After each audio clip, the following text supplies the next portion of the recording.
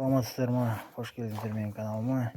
Мұнда біз тапанша жасаймыз. Тапаншаға біздерге екі қағаз керек болады. А4. Бұл қағаздың бірін аламыз да бүктейміз.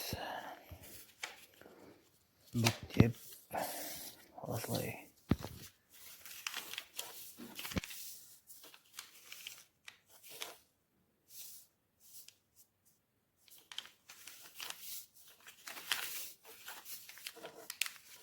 Осылай бүктеп болған соң екіге бүктейміз, одан кейін былай бүктейміз де оны алып қоямыз. Бұл тапаншаның тұтқасы болады. Ал енді біздер оны былай қоя тұрайық.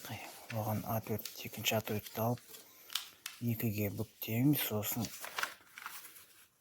бүктегеннен кейін уақ етіп бүктеп аламыз да бұл тапаншаның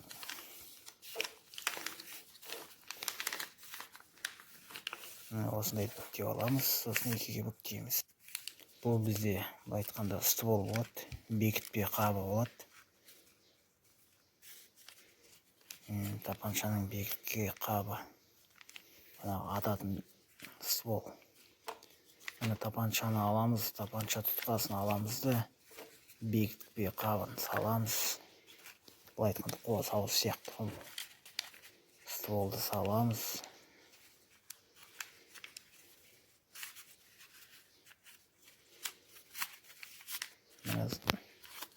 Енді осындай тапанша шықты бізде. Қазір қараңыздар, бұл жерде біз түзеп аламыз.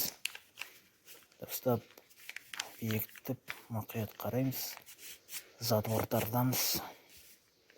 Міне осындай тапанша шықты.